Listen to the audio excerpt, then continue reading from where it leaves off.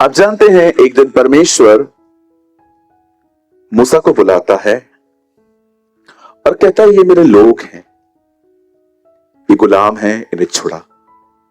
तो मूसा उससे एक सवाल पूछता है, मैं तैयार हो जाऊंगा, मैं जाऊंगा, लेकिन जब वो लोग कहेंगे कि किसने भेजा है तो मैं जवाब क्या दूं?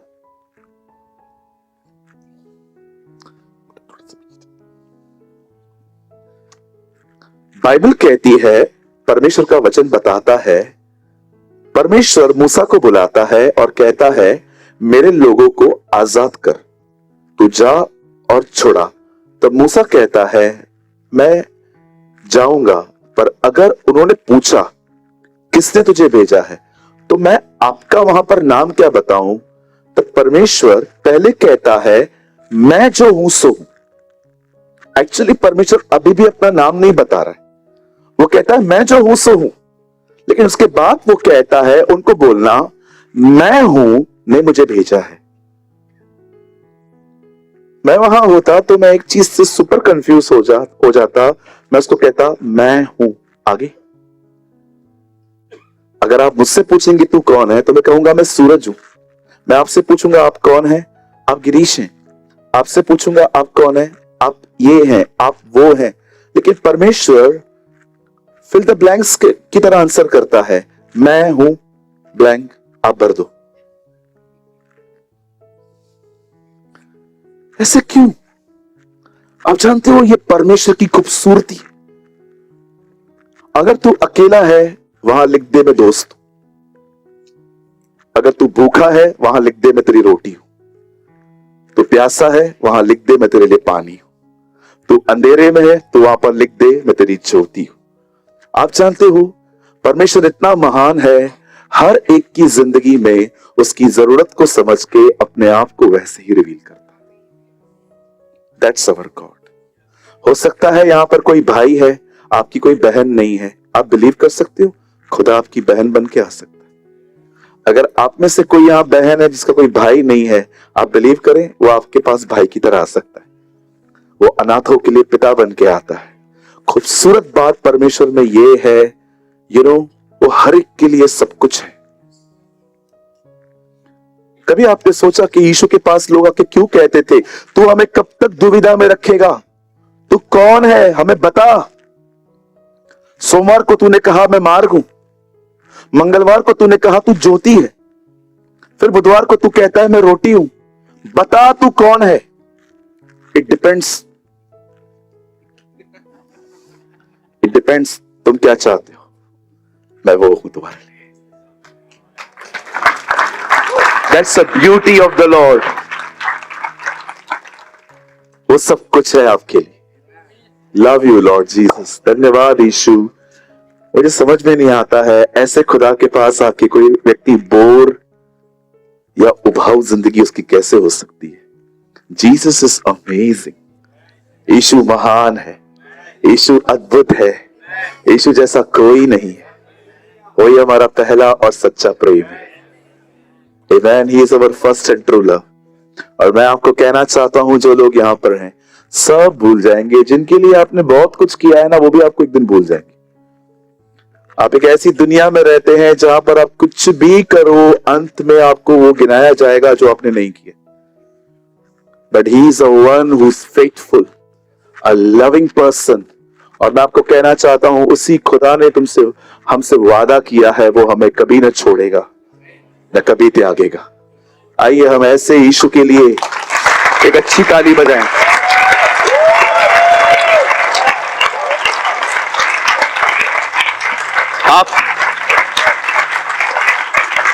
क्या आप जानते हैं इस चीज को?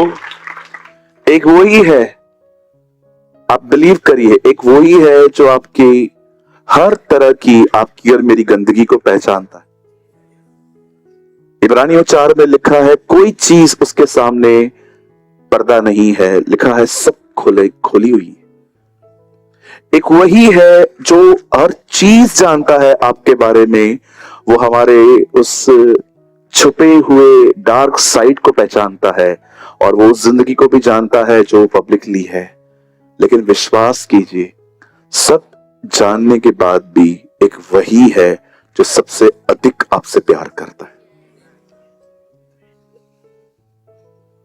आमीन। सो आज उसी मैं हूं की तरफ से एक मैसेज है हमारे पास।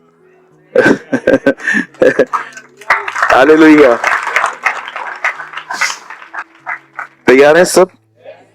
चलिए, आज आप जानते हैं एक श्रृंखला शुरू हो रही है जिसका नाम है परमेश्वर अपने समय में हमारे लिए कुछ महान करेंगे। तो आज इसका पहला सेशन है और चलिए इस समय हम शुरू करेंगे। मेरे साथ खोलें the book of the acts of the apostle, अमाल की किताब, प्रेरितों के काम, 9 अध्याय। हम सब खोलेंगे प्रेरितों के काम 9 अध्याय। अगर आपके पास बाइबल नहीं है आप यहां पर देख के पढ़ सकते हैं। आपके लिए स्क्रीन पर वर्ड आएगा। ये देखिए स्क्रीन, बड़ी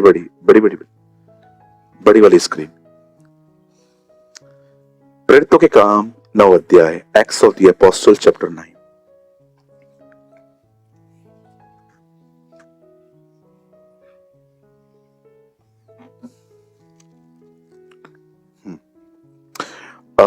ब्रदर आप लगाएं।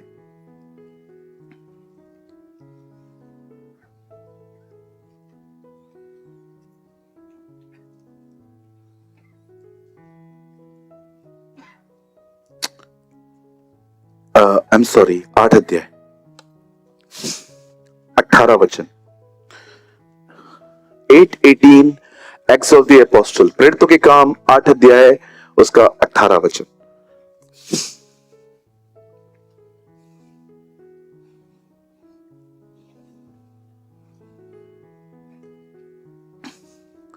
आइए ध्यान दें। जब शिमोन ने देखा कि प्रेरितों के हाथ रखने से पवित्र आत्मा दिया जाता है तो उनके पास रुपए लाकर कहा, आगे कि यह अधिकार मुझे भी दो कि जिस किसी पर हाथ रखूं वह पवित्र आत्मा पाए। ओके, आइए मैं चाहता हूं आप सब सामने देखें। मैंने चर्च से पहले आपको डिसिप्लिन के बारे में बताया था। Now this is the time you should follow.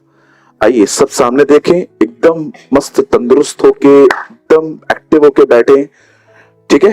आइए सब ध्यान दें।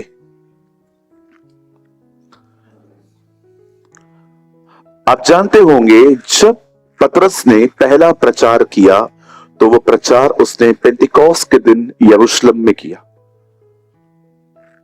उसके प्रचार से 3000 लोग प्रभु में आए। 3000 लोग को बपतिस्मा दिया है। आई डोंट नो कितने वीक लगे होंगे इसमें। मैंने हाईएस्ट एक बार 180 लोगों को बपतिस्मा दिया था एक दिन में, और मुझे कम से कम 4.5-5 घंटे लगे थे बदलापुर में। अब इस आदमी ने 3000 लोगों को बपतिस्मा दिया है। 3000 पीपल। सोचो कितना टाइम लगा होगा। अब जब लोगों ने देखा कि इतने सारे लोग यीशु में आ रहे हैं तो बाइबल कहती है कलीसिया पे सताव आने लगा।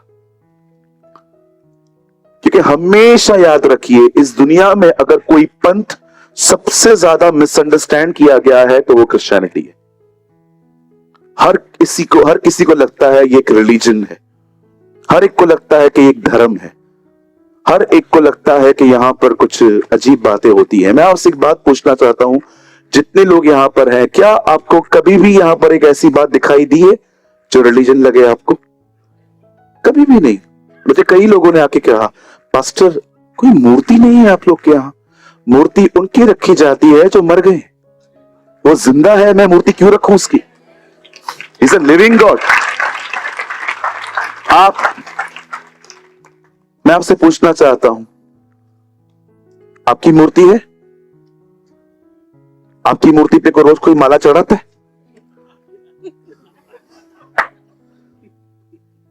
सोचो। अभी हमारे ब्रदर यहां पर बैठे हैं विशाल, मैं उनकी एक मूर्ति लगाता हूं और फिर मैं उनके ऊपर माला चढ़ाता हूं। बताइए उनकी पत्नी मेरे साथ क्या करेगी? मार डालेगी वो मुझे। मेरा पति जीते जी तू उसके मार रहा है। मूर्ति, इसीलिए हम लोग यहाँ कुछ नहीं रखते। इवन यीशु ने कभी ये भी नहीं कहा दूसरों की उतारो मेरी लगाओ। Show me in the scripture, in the Bible, जहां पर प्रभु ने कहा उसका उतारो मेरा लगाओ। उसने कहा छोड़ो दूसरों को, मैं भी अपनी मूर्ति में नहीं रहता। याद रखिए, हम तस्वीरें उनकी लगाते हैं जो मर चुके हैं। इसीलिए आप कभी भी किसी चर्च में जाएंगे, मोस्ट ऑफ चर्चेस में आपको वचन लिखे हुए मिलेंगे, आयतें लिखी हुई मिलेंगी, न कि यीशु मसीह खड़ा है। 2000 साल पहले कैमरा थी ही नहीं। कुछ लोग कहते हैं कि यीशु जब भी मरने जा रहे थे तो एक लेडी ने उसको अपना टॉवेल दिया था, और उसने वो टॉवेल जो है अपने मुंह से खून पोंछ के उसको दिया, तो उसने खुद हमें अपनी मूर्ति दी है। कोई सेंस बनता है? आप टॉवेल दोगे तो क्या करेगा? और अलग अलग डॉक्टर्स हैं लोगों की।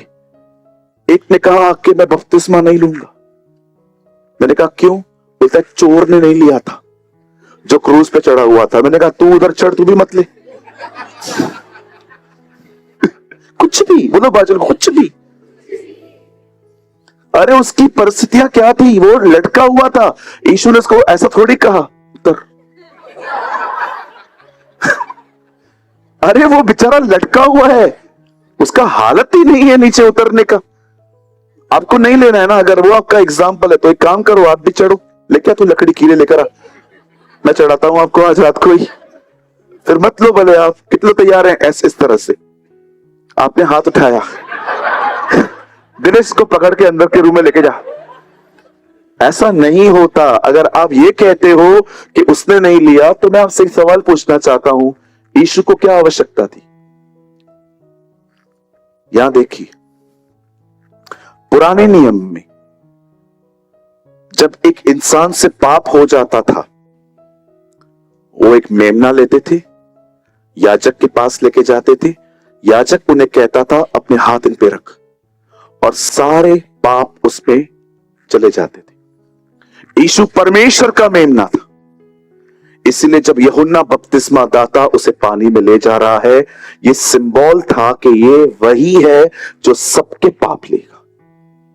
और जब उस पे हाथ रखा गया, कुछ समय के बाद वो बलिदान। इसीलिए बाइबल कहती है ही is a lamb of God, वो परमेश्वर का मेमना है जो जगत का पाप उठा ले जाता है। उसे बपतिस्मा ऐसे ही नहीं लिया है। उसके बपतिस्मे का मतलब सिर्फ ये नहीं था कि वो सिर्फ पानी में जा रहा है, ये सिंबल था कि देखो ये मेमना है, मैं इसे बपतिस्मा दे रहा हूं, यही हमारे पाप उठाएगा। How many understand?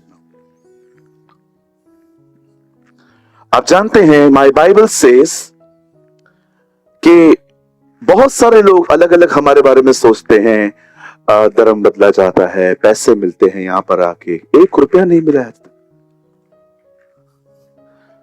मिला आपको? किसी को तो मिला होगा। जिसको मिला है हाथ उठाइए। क्यों? कुछ नहीं मिलता है ब्रदर। कुछ लोग बेचारे बहुत बहुत गरीब होते हैं, सुबह सुबह गाड़ी लगाते हैं, वड़ा पाव बेचते हैं, सब्जी बेचते हैं। किसको पसंद है सुबह सुबह ठंड मुंडना? हर कोई चाहता है मेरा खुद का बिजनेस, बड़ा वाला बिजनेस हो। अगर यहां पैसे मिलते तो सब लोग यहां नहीं आते। चलो आज अंधेरी चलते हैं, पास्टर प्रेमानी के चर्च से पैसे लेके आते हैं, कल बांद्रा चलते हैं, वहां से लेके आते हैं। मस्त सारे चर्चेस में घूमो, करोड़पति बनो। कुछ नहीं मिलता, जिंदगी मिलती है यहां। मुझे मुझे मुझे किसी ने कहा यहां पर पैसे मिलते हैं। मैंने कहा पैसे मिलते नहीं है, लेकिन बचते जरूर है। मैं भाइयों से पूछना चाहता हूं, यहां पर आने के बाद कितने लोग हैं जिनके शराब के पैसे बच गए हैं? आप देख सकते हो, लंबा हाथ उठाइए। ये देखिए बहनों, अब आप यहां भी देखना, आप में से कितनी बहनें यहां पर जिनके ब्यूटी पार्लर में जाने से पैसे बच गए हैं? 1। लंबा हाथ उठाओ। इन्होंने कैसे उठाया? यहां पर क्या आपके पति बैठे हुए? दिखाइए, देखो भाइयों, बच गए ना? सारे पैसे प्रभु के। क्या वो हमसे, कितने लोगों ने प्रभु के वचन में यह पढ़ा है, सारे 10वांश दो? कहां नहीं लिखा है?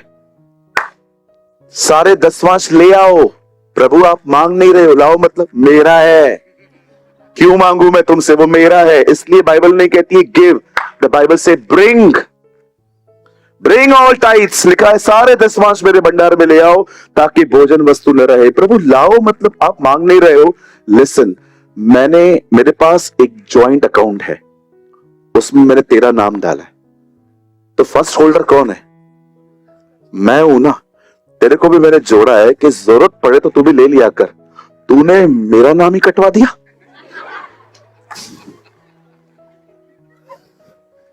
कहिए अपने पास वाले को, हमारा जॉइंट अकाउंट है। हाँ, उसका पैसा है, इसलिए उसने ये नहीं कहा ले, उसने ये नहीं कहा दो, उसने कहा ले आओ, ब्रिंग। हाँ पास्टर, ये वचन मत बताइए ना, कुछ और बताइए ना हमें। Oh, there is a revelation in each and every word. The Bible never say give, the Bible says bring. Bible नहीं कहती है दो, बाइबल कहती है ले आओ। क्यों प्रभु ले आओ मतलब दादागिरी है क्या? अरे मेरा है, सब कुछ मेरा है, मैंने तुम्हें दिया है, तुम भी इंजॉय करो, लेकिन तुम मुझसे मेरे को छुपा रहे हो। आजकल बैंक में जाता हूं तो कहते हैं आपका साइन नहीं चल रहा है। मेरा होल्ड, तुम्हारा होल्ड ही नहीं, फर्स्ट होल्डर का नाम ही निकाल दिया तुमने यहां पर। कुछ लोग है ना इतने अटैच रहते, नहीं नहीं नहीं नहीं सर, कुछ भी नहीं है। दाऊद कहता है किसने तुझे दिया, हमने तुझसे पाकर तुझी को दिया। हालेलुया, बोलो यीशु मसीह की। आइए आगे बढ़ते हैं। अब सुनिए, जब बाइबल कहती है सताव बढ़ने लगा, जब प्रॉब्लम बढ़ने लग गई, तब कलीसिया बिखरने लग गई। जो लोग यरूशलेम में प्रचार करते थे वो यहूदा में चले गए, कुछ लोग सामरी में चले गए, कुछ लोग हमारे प्रिय भाई थोमा मद्रास में आ गए, कोई सीरिया चला गया, कोई तुर्की चला गया, कोई रशिया चला गया, अलग अलग जगहों पे सब चेले फैल गए। And one of the beautiful thing कि कैसे उन मिशनरियों ने वहां जाके वहां की लैंग्वेज सीखी और उनके बीच में रहे। आप जानते हैं, अब एक जगह पे फिलिप्पुस चला गया। Now listen, this is very beautiful, very unique. जब फिलिप्पुस प्रचार कर रहा था तब वहां पर एक व्यक्ति विश्वास में आया। बाइबल कहती है ये जादूगर था पहले। कितने लोगों ने कभी जादूगर देखे होंगे ना? आप तलवार वलवार वो डालते थे अंदर, किसी को लगती ही नहीं थी, वो पीछे से गुम हो जाता था। आप जो करता था ना उसको बोलो तू जा, मैं करता हूं। पागल हो गया क्या? मैंने एक बार किया था ऐसा। हम जाते थे सर्कस में, अक्सर पापा लेके जाते थे हमें। मौत का कुआं देखा था ना? हम में से यहां पर बहुत सारे भाई उधर थे, क्योंकि जिस तरह से आप गाड़ी चलाते हो ना, मेरे को लगता है आप उधर से आए। आपने देखा होगा कुछ लोग गाड़ी चलाते हैं ना, समझ में नहीं आता है, मतलब लड़कियों को देख के चलाते हैं कि आप बचपन से ऐसे हैं। बोलिए पास वाले को गाड़ी आराम से चलाया कर। बोलो बाजू देखो, जिंदगी बड़ी कीमती है। एक बार मैं हाईवे पे जा रहा था, वहां पर लिखा था कृपया गाड़ी स्लो चलाएं, आपकी घर पे आपकी वही बीवी इंतजार कर रही है, कोई नई नहीं आई है।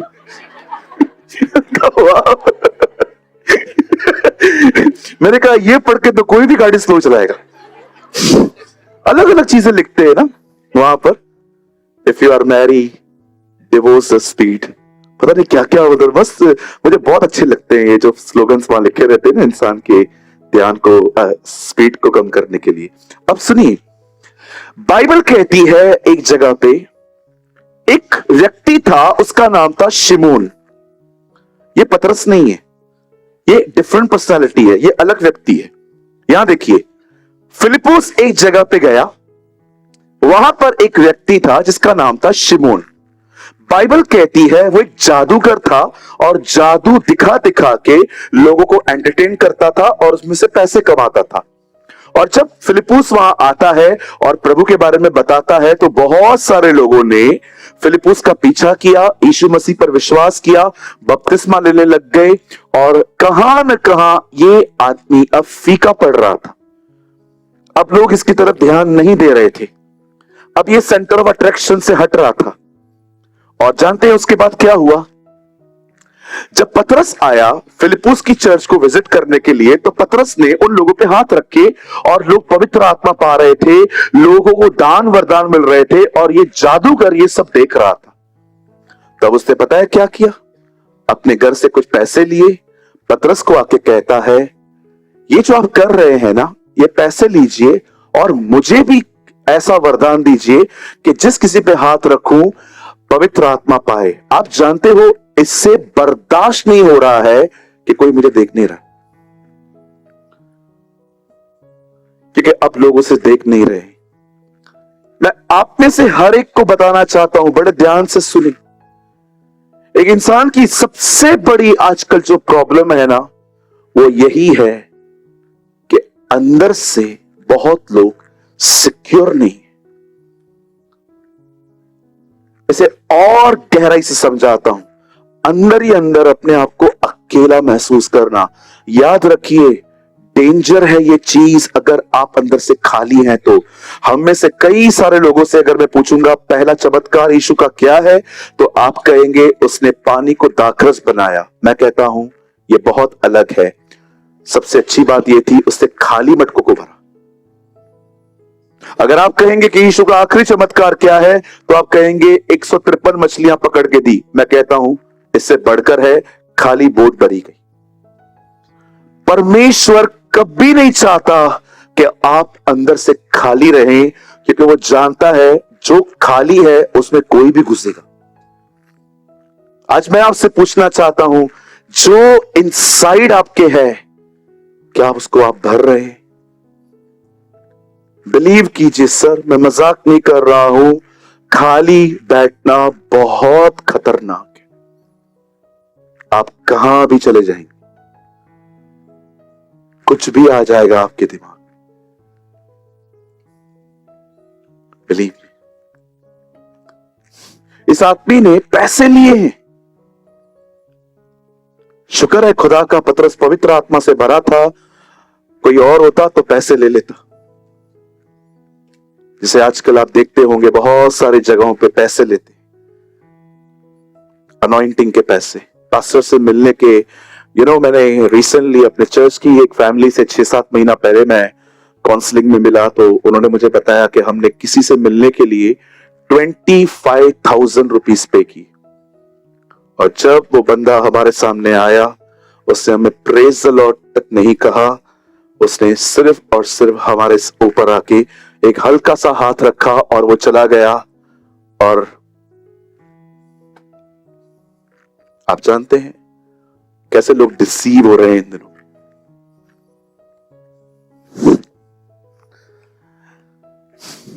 याद रखिएगा, एक परमेश्वर के दास की पहचान सबसे इंपॉर्टेंट यह होती है कि वो कभी भी आपसे पैसे नहीं मांगेगा।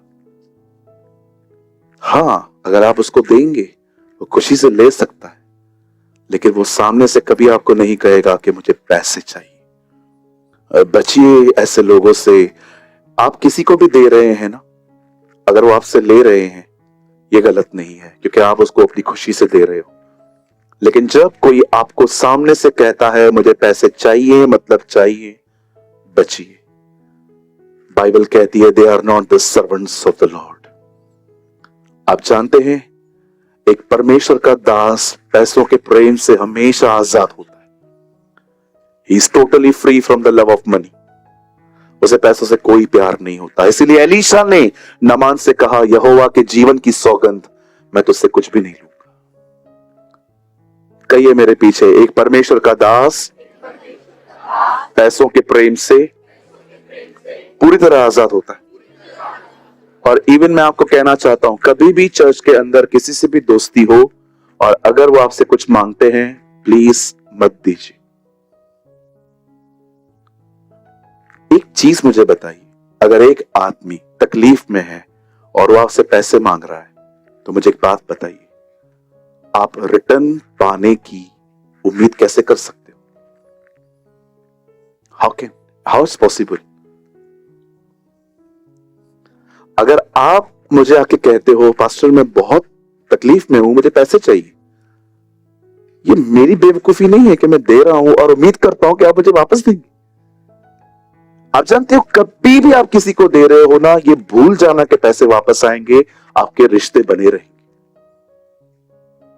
लेकिन अगर आप किसी को दे रहे हो और आप उम्मीद करते हो कि वो वापस करेगा आपको, बोलिए बाजू वाले को, तुम्ही गेला,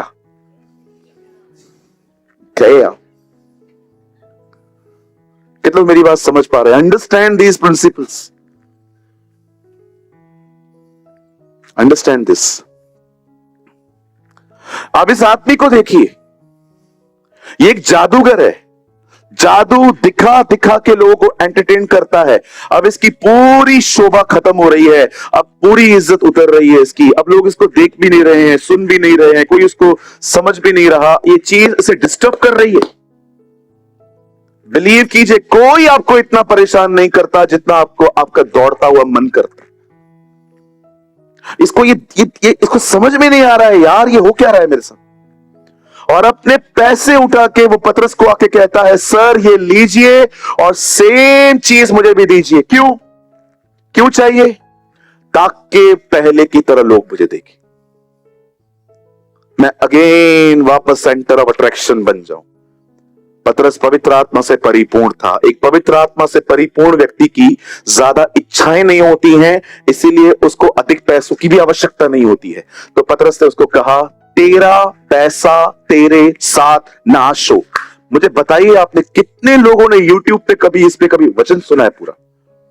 आपको हार्डली कोई मैसेज मिलेगा YouTube पे जो इसके ऊपर पूरा संदेश दे, तेरा पैसा तेरे साथ नाश हो।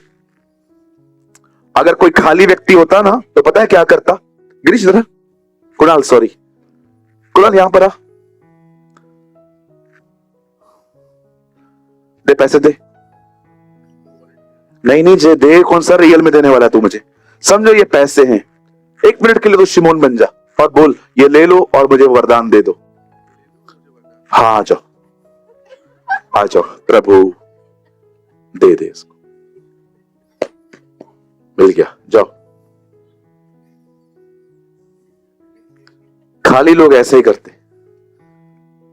अगर ये मुझे कहता ना, मैं आपको लव ऑफरिंग दे रहा हूं पास्टर, आप, मैं जानता हूं आपकी जरूरतें हैं, आप लीजिए, मैं जरूर लेता। लेकिन जो इंटेंशंस है ना, पैसों से अभिषेक ले रहा है, ये पैसा लेना पाप है, ये गुनाह है। नहीं अंकल कुछ नहीं, आपका है क्या, आप डर रहे हो?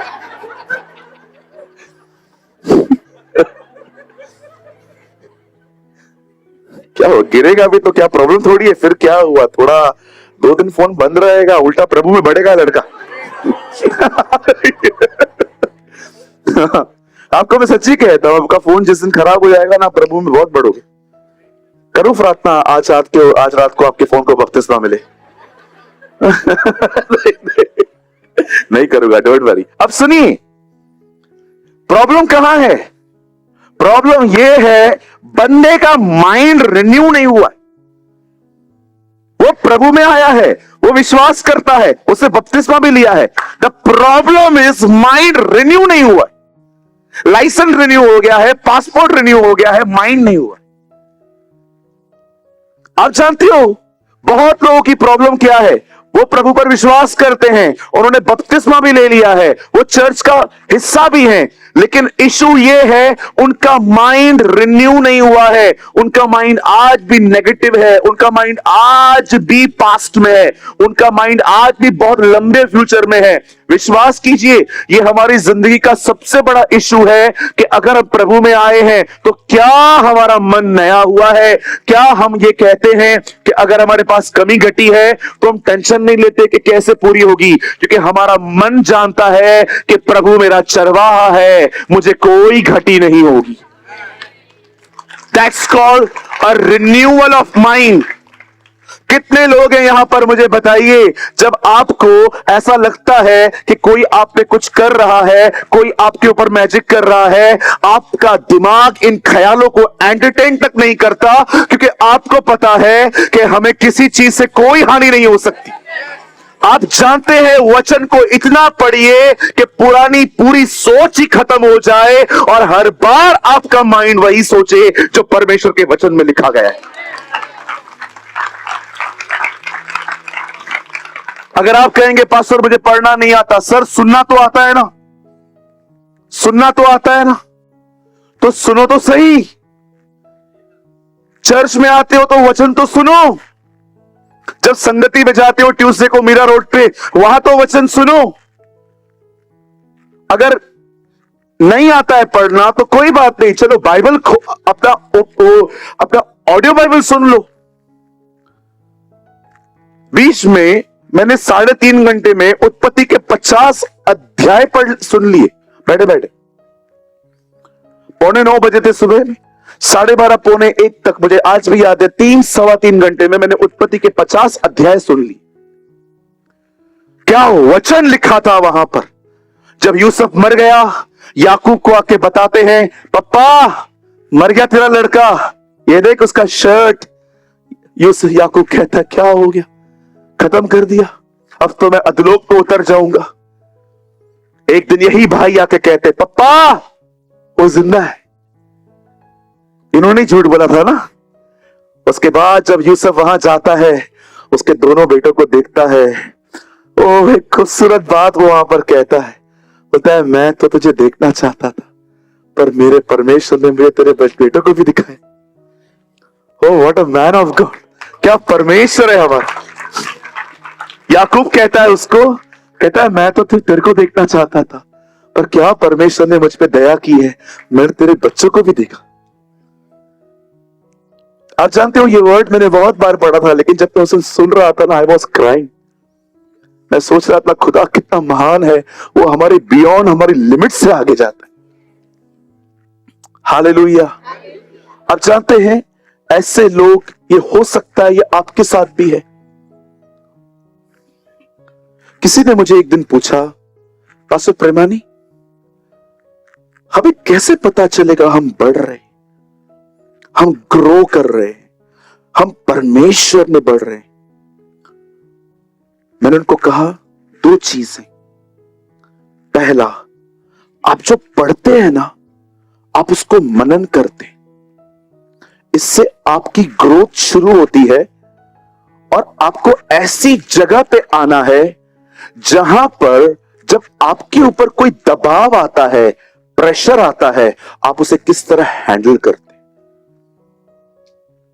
आपकी सच्ची उन्नति सिर्फ वचनों में याद करना नहीं है, यह है कि आप जब दबाव में आते हैं, आप काम कर रहे हैं, मैनेजर और काम देके जा रहा है, लेकिन आप फिर भी आप रख दीजिए मैं कर लूंगी, यू आर सो नॉर्मल। जब काम वाली बाई आके कहती है कल मैं नहीं आ पाऊंगी, इट्स ओके, मैं रात से ही कटिंग चॉपिंग स्टार्ट कर दूंगी। आप अपने दिमाग में सोचते हैं आराम से करेंगे अपन। या कई बार आप देखते हो किसी और का काम आपको करना पड़ रहा है, रिलैक्स होके बगैर परेशान हुए आप आराम से विद चीयरफुल हार्ट, आप पूरे हृदय से आराम से कर रहे हैं। आप और मैं कितने स्ट्रांग हुए हैं, यह सिर्फ तब दिखता है जब जिंदगी आपको दबाती है। ऐसे कई लोग हैं जिनको भजन संहिता 91 याद है।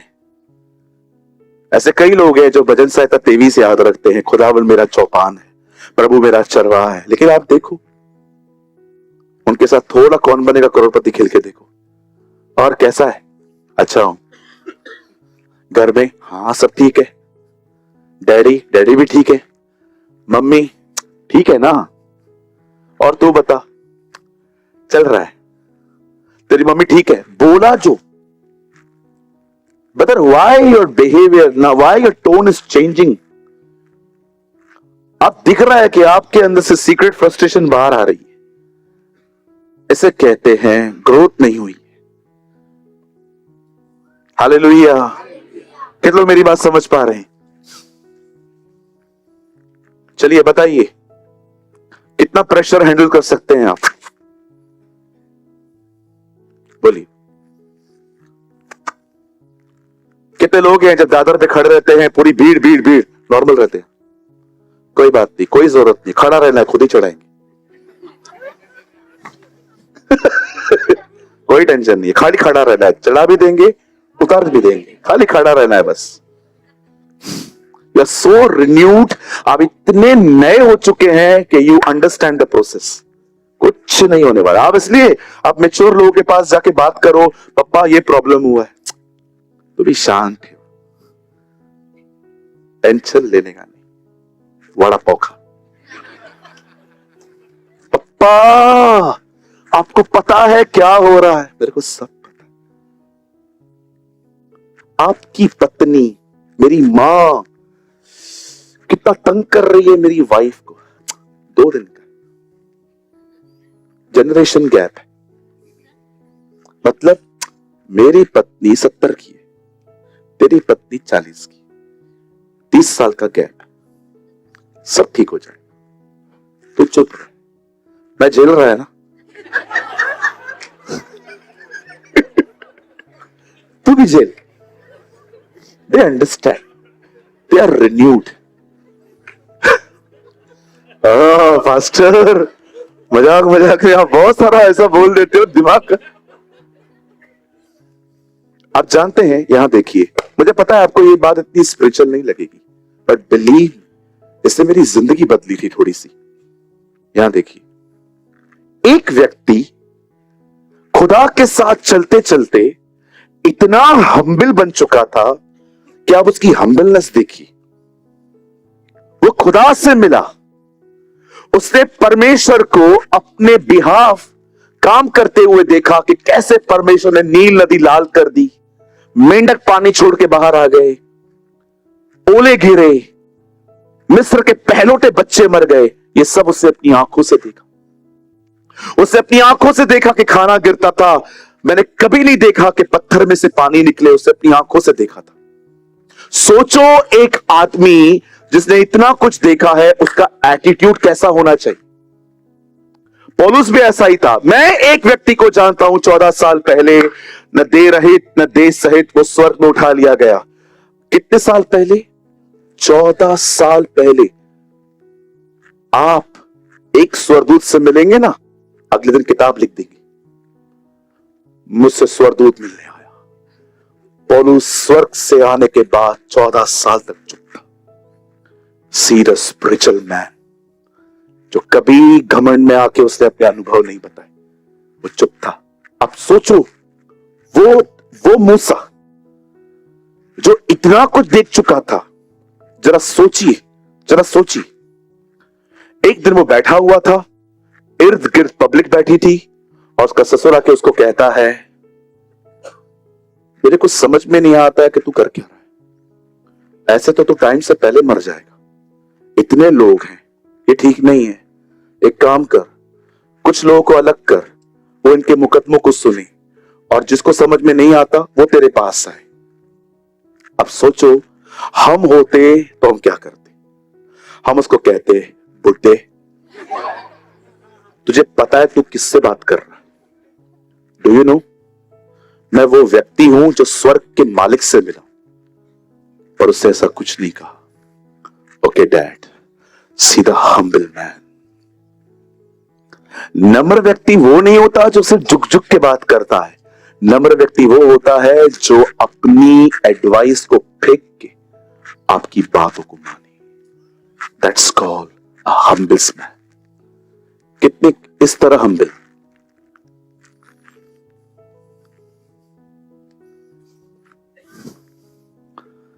आप जानते हैं, जब मैं नया नया था, मुझे चमत्कार बहुत अट्रैक्ट करते थे, पर अब थोड़ा मैं मैच्योर हो गया हूं। अब मुझे लोगों की जिंदगियां अट्रैक्ट करती हैं। अब मुझे लगता है चमत्कार तो प्रभु करता है, लेकिन ये जिंदगी जी रहे हैं ना, ये परमेश्वर और इनके कोऑपरेशन में साथ है।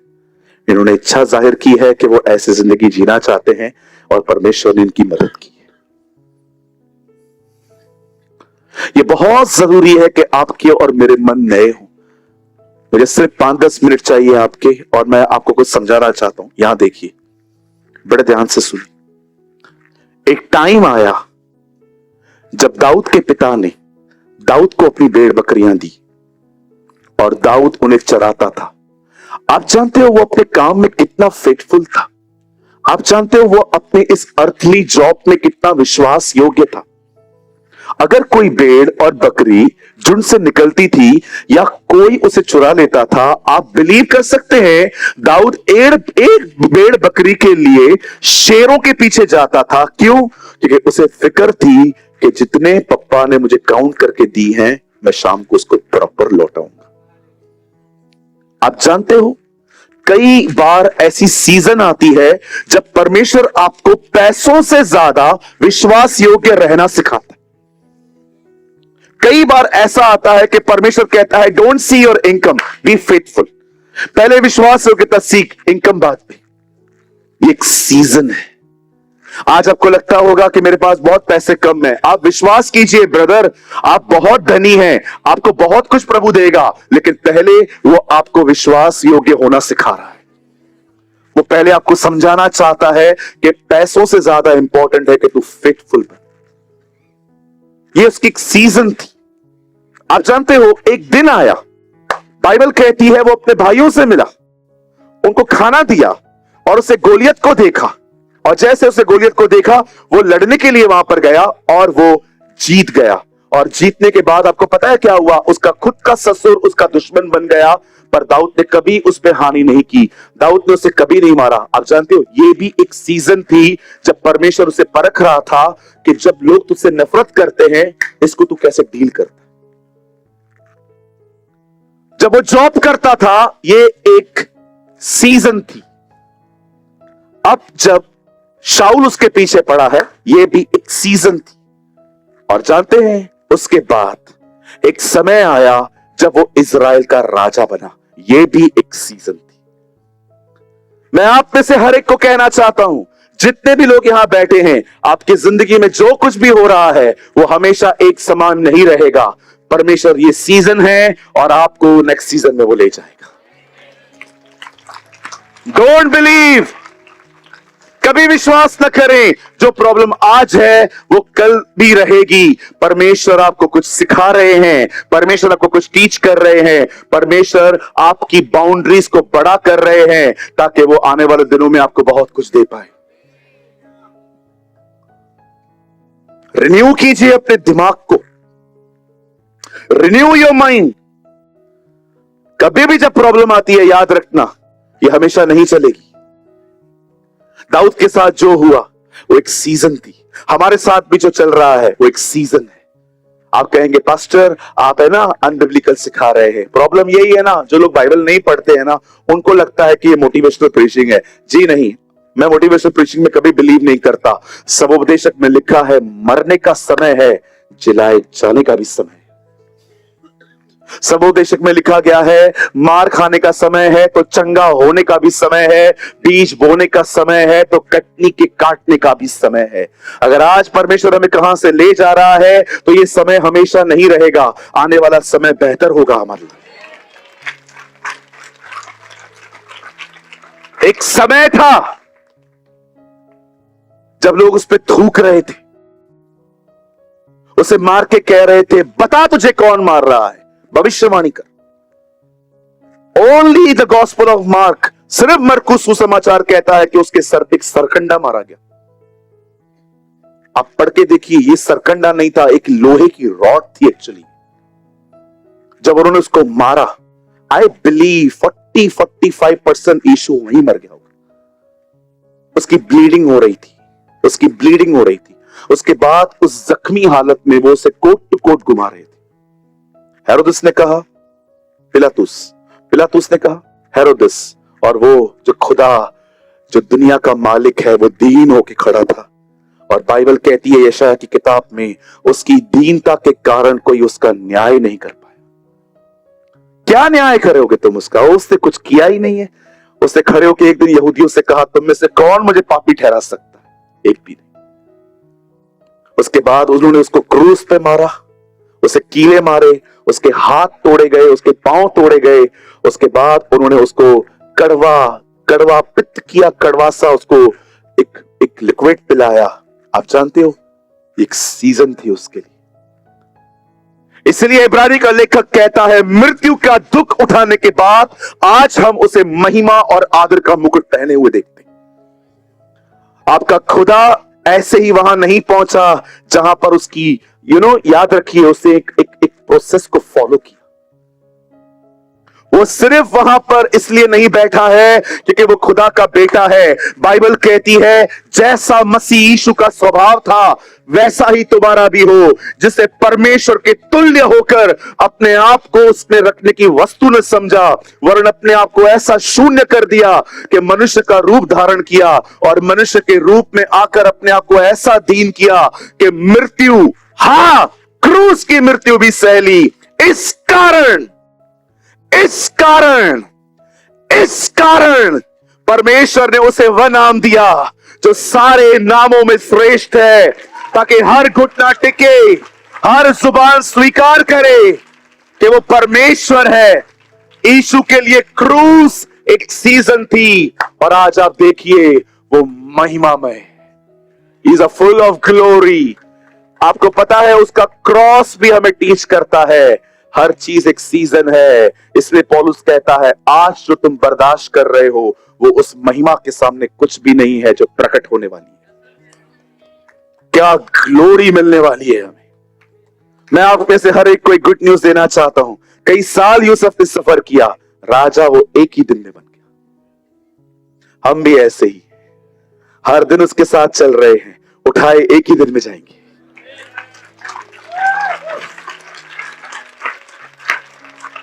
कहिए अपने पास वाले को, जो तेरे साथ हो रहा है हमेशा नहीं होगा। कहिए उन्हें, खुदा हमारे समयों को बदलेगा। God will change our seasons. याद रखिए आप हमेशा बीमार नहीं रहेंगे। याद रखिए आप हमेशा किसी से मांगेंगे नहीं। याद रखिए आप हमेशा अकेला फील नहीं करेंगे।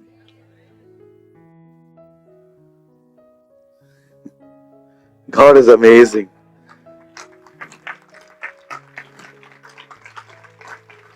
सोचिए एक दिन आएगा, we will stand before him. हम उसके सामने खड़े होंगे। प्रार्थना करो कि तुम मनुष्य के पुत्र के सामने खड़े होने के योग्य बन सको, यीशु मसीह ने कहा। आप जानते हैं एक दिन जब हम इस बॉडी में से बाहर आएंगे,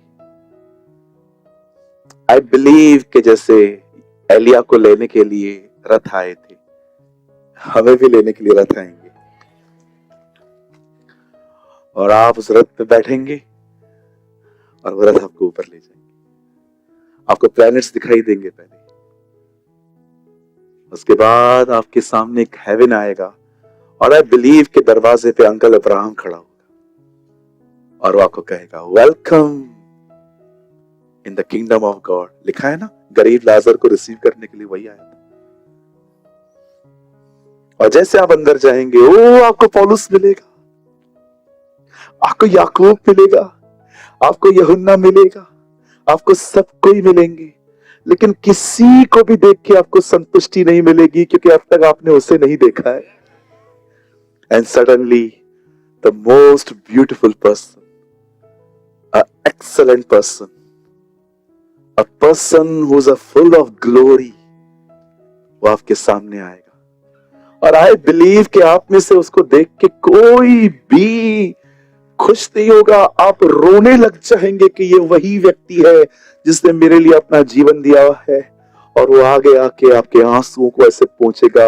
तब प्रकाशित वाक्य का वो वचन पूरा हो जाएगा कि उसने हमारे आंखों से सारे आंसू पोंछ दिए, और वो आपके हाथ को पकड़ेगा, कहेगा चल मैं तुझे किसी से मिलवाता हूं, बिना मेरे द्वारा कोई पिता तक नहीं पहुंच सकता। यू नो, उसके बाद आप एक ऐसी जगह पे रहेंगे। आज आप रोज सुबह उठते हैं, सूरज देखते हैं, फिर शाम होती है, फिर रात होती है, फिर खुदा आपको ऐसी जगह पे रखेगा जहां लिखा है न दिन होगी न रात होगी, क्योंकि समय परमेश्वर हमारी ज्योति ठहरेगा। इसे कहते हैं अनंत जीवन, एटर्नल लाइफ। इसलिए दाऊद कहता है मेरा आनंद तो संतों के साथ है, और उसके बाद हम यीशु के साथ रहेंगे और संतों के साथ रहेंगे। मैं सबसे पहले अगर किसी व्यक्ति से मिलना चाहूंगा यीशु के पास, तो पौलुस से। मैं उससे एक बात पूछूंगा, यार इतनी मार खा के तू कैसे प्रचार करता था? फिर मैं दानियल से मिलूंगा, शेरों ने सच्ची में आपको टच नहीं किया था? फिर मूसा को मैं पूछूंगा, इजरायली की वजह से तू नहीं गया ना? फिर मैं उससे मिलूंगा जहां से सारी गड़बड़ियां शुरू हुई है, किधर है आदम, किधर है? फल क्यों खाया? अभी खा लिया ना, अभी हर कोई इधर आके पहले मेरे को ही बोलते हो आके। और फिर मेरी बहनों, एक बहन आएगी हम पे भड़कते भड़कते, मार्था, बड़ा बदनाम किया था तुमने मुझे अपनी कलीसियाओं में कि मैं काम करती रहती थी, यीशु पे ध्यान नहीं देती। यू नो, बाइबल कहती है मेरा आनंद मेरे संतों में, भजन सहायता में लिखा है। आप सबको मिल पाओगे, आप कहेंगे पास्टर हम एक दूसरे को पहचान पाएंगे? आप बिलीव करिए, जब आप ऊपर जाएंगे ना, जब रप्चर होगा, एक ही चीज खाली बदली जाएगी, आपकी बॉडी। आप सबकी शक्लें सेम होगी, आप सबकी शक्ल सेम होगी, आप सब एक दूसरे को पहचान पाओगे। बट कुछ चीजें हैं प्रभु डिलीट करेगा 100%। 100%। सोचो, दिनेश भाई प्रदीप भाई से दूध लेते और दिनेश ने 3 महीने से उनको पेमेंट नहीं दिया था, तो बताइए स्वर्ग में जब ये एक दूसरे को देखेंगे तो प्रदीप पहला सवाल क्या करेगा? भाई वो पैसा नहीं दिया आप, इसीलिए परमेश्वर कुछ चीजें डिलीट करेगा। अंकल पैसा लिया है क्या किसी से? ऐसे ऐसे कर रहे। गॉड इज, यू नो, बहुत आसमानी बातें हैं, इतना आसान नहीं है समझना कैसे होगा क्या होगा। लेकिन यीशु ने साफ कहा हम सब वहां पर स्वर्गदूतों की तरह होंगे। भैया कोई बात तर नहीं मिलने वाली है, अंडरस्टैंड? कोई 70-72 कुछ नहीं मिलने वाला है। स्वर्ग बियर बार नहीं है, वहां एक ही व्यक्ति है,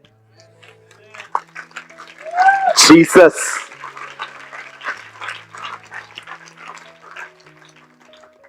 इधर भी लड़कियों के पीछे, उधर भी लड़कियों के पीछे, बातर हूरे, कोई हूर हूर नहीं है जी। यीशु मसीह है वहां पर, हमारा परमेश्वर है वहां पर। हालेलुया। आज मैं बहुत अच्छा प्रचार कर रहा हूं।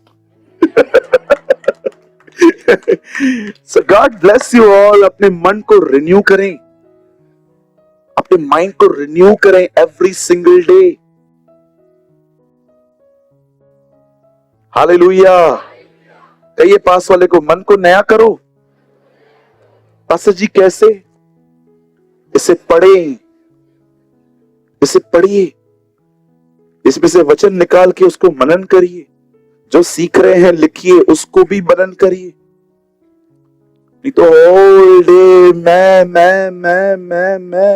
मेरा मेरा मेरा मेरा मेरा, कुछ हो नहीं रहा, सारा दिन ये दिमाग चलता रहेगा आपको। और मैं सच्ची कहता हूं, जब यहां दिमाग चलता रहता है ना, इसीलिए बाल जड़ रहे हैं। कैसे आप कोम करते हैं?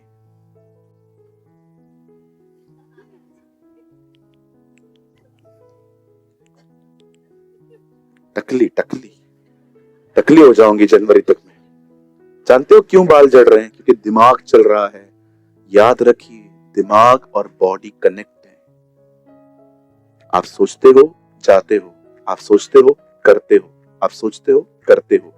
जो आपका माइंड सोचता है बॉडी फॉलो करती है। इसीलिए बहुत जरूरी है यहां पर आप पॉजिटिव रहें, यहां आप हेल्दी रहें, यहां आप मैच्योर और तंदुरुस्त रहें। हालेलुया। कितने लोगों ने आज कुछ समझा? चलिए मैं कुछ लोगों से सवाल पूछना चाहता हूं।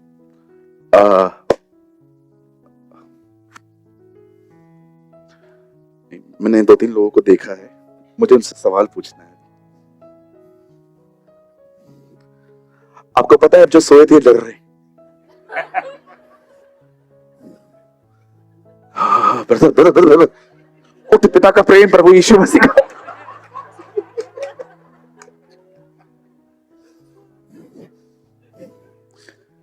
Don't worry, I was kidding.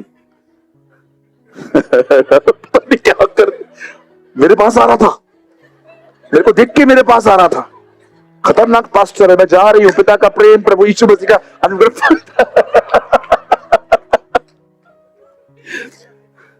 Hallelujah. आइए यीशु के लिए अच्छी ताली बजाएंगे।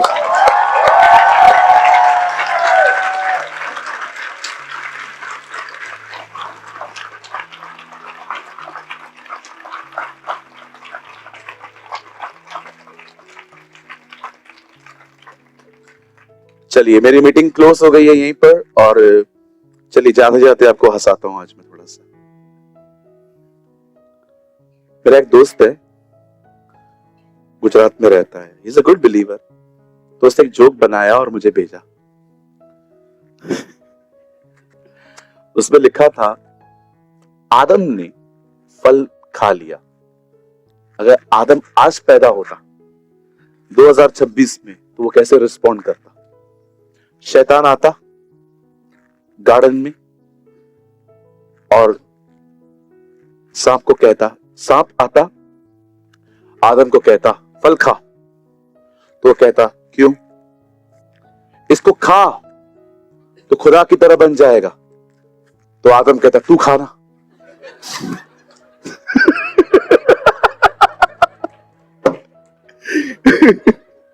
तुझे बनना है इसलिए गिरा है तू, हमें नहीं बनना। हम ह्यूमन होके बहुत खुश हैं, हम खुश हैं कि उसने हमें अपनी संतान बनाया है। आमीन। आप में से कितने लोग इस चीज को लेके हैप्पी हैं कि आप उसकी संतान है? You are the sons, you are the daughters. देखो परमेश्वर ने हमसे कैसा प्रेम किया कि हम उसकी संतान कहलाएं, और हम है भी।